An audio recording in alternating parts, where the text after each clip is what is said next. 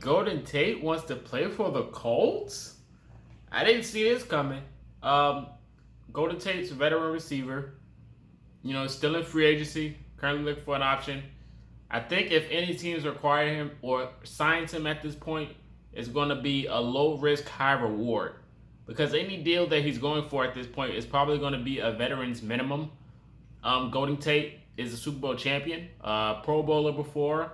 He has some good years in his time in the NFL. He did really good in Seattle and early Detroit, in my opinion.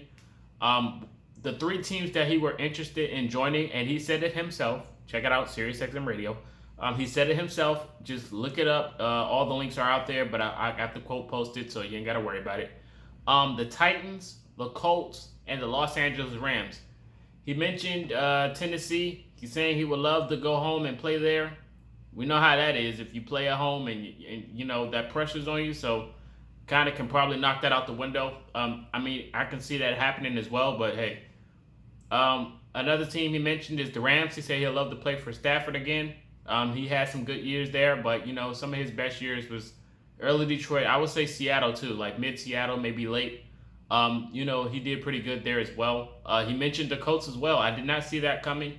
But he got two veteran receivers and two veteran quarterbacks in Stafford and Carson Wentz, who's going to get him the football if he's out there. Now, when you look at the depth when it comes to the Colts, it's like, where would he fit? Where would he fit? He's definitely, in his time when he was on an active roster, for a few seasons, he was tied for yards per catch.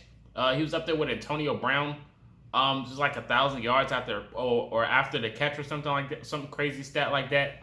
That's per PFF. But Golden Tate's definitely really good. He's a good blocker as well. Can catch the football, decent on route running. I would acquire him, because most people claim we still need a wide receiver. But like I said, this is a low risk, high reward. So why would you not add depth to the roster?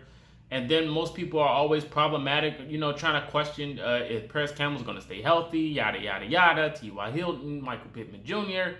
So if you go get a guy that's going to probably cost you veteran minimum and you're contending for the playoffs, why not sign Golden Tate, right? Now, of course, he's on the decline.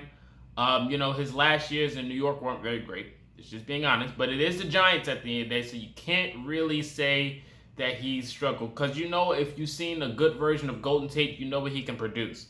So I wouldn't really use the New York Giants as an example. But, he still has potential. If he lands at a good spot, I know he can produce. It doesn't matter where he lands. So he's just one of those scheme guys. If he lands at a good scheme, you give him the football, he's going to go. Simple as that. So like I said, I wouldn't mind, making the move for going to get Golden Tate, but it's like at this point with all these receivers, we have at least four number two wide receivers that can pretty much play the number two spot, if you guys don't understand what I'm saying. So when you fit in Golden Tate, it's pretty much whose reps is he taking? That's what comes to mind. You got T.Y. Hilton on the field, Michael Pittman Jr., Zachary Pascal. After that, is that when you acquire and throw in Golden Tate? Now, of course, some people are going to say Nyheim Hines can play receiver, so why won't you use Nyheim Hines? But it's at this point is that you're not losing anything at this point in my hindsight. It's like you're not losing anything if you add Golden Tate.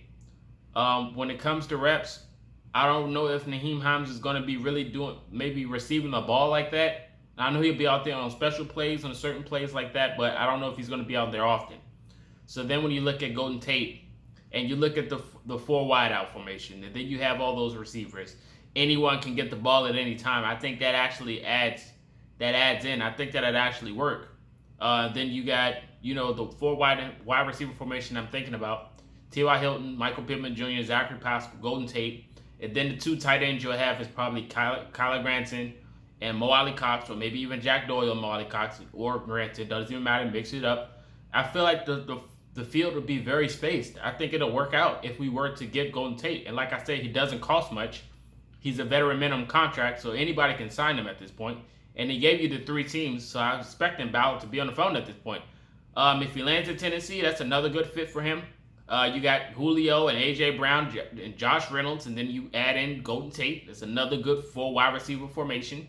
that he can add into. When you look at the Rams, he's another fourth wide receiver that they can add in. They got Cooper Kupp, Robert Woods. You can add him in there. They got some young receivers too. It's like the three teams he chose, he knows he can produce in any team he goes to. And that's why I think, it's a good fit if he does go to the Colts. Like I said, he's not expensive. So, I mean, why not? Why not grab a guy for depth just secure, like a security blanket at this point? Because, freak accidents happen all the time. And, of course, I want to see all the Colts players on the field. But at this point, it's like if you add him for depth, I feel like he can be a production. Of course, most people are going to use the Giants as an example, but this guy can go get you 1,000 receiving yards. I'm just saying that. The most touchdowns he had in a year, I think, is probably 7 or 11. I think it's 7 touchdowns he most had in a year. So his touchdown rates isn't really that high. Of course, you guys can compare it to Colts receivers. Like, I'm kind of predicting how the comment section is going to be already. But like I said, I'm open to all opinions at this point. It doesn't bother me. Golden Tate, if he lands in the AFC South, I don't really think he'll be a threat to go up against. I feel like we can pretty much match him. I don't know if he's going to really be productive and, if he lands in Tennessee. Because A.J. Brown and Julio is going to get a lot of reps. I just know it. They're going to get a lot of reps if Derrick Henry's not getting the ball. So maybe Josh Reynolds will be there every now and then. I just don't know how Golden Tate will really fit in. But like I said, he'll be productive. But I think when it comes to the rivalry, like the Colts versus the Titans, I feel like we can pretty much match up against him. I think we'll do very well against him as well. You look at the Rams, I think he will fit in the Rams very well. They got a nice system over there. He knows Matthew Stafford very well. Young coach and Sean McVay will figure something out because his game plan is very deep. I think it'll work out very well in Los Angeles for him. And then, of course, he'll be an NFC problem. I mean, we do play him at the beginning of the year, but, we wouldn't have to play him twice. And maybe we'll play him again in the Super Bowl if we do make it and play the Rams. But, that's just hypothetical questions at this point. But I think, if that's the NFC problem, I think he will produce very well for the Rams. Like I said, he can pretty much do whatever you ask. Route run, block, receive the football. I think he'll do pretty good there. But you guys let me know your thoughts, your whole thoughts on Golden Tate. Don't forget to subscribe, comment as well, hit the like button. Appreciate all your continuing support. Let me know your thoughts on Golden Tate, where you think he's going to land up. And this is Marcus, and until next time, you've been Culture Shock. Peace.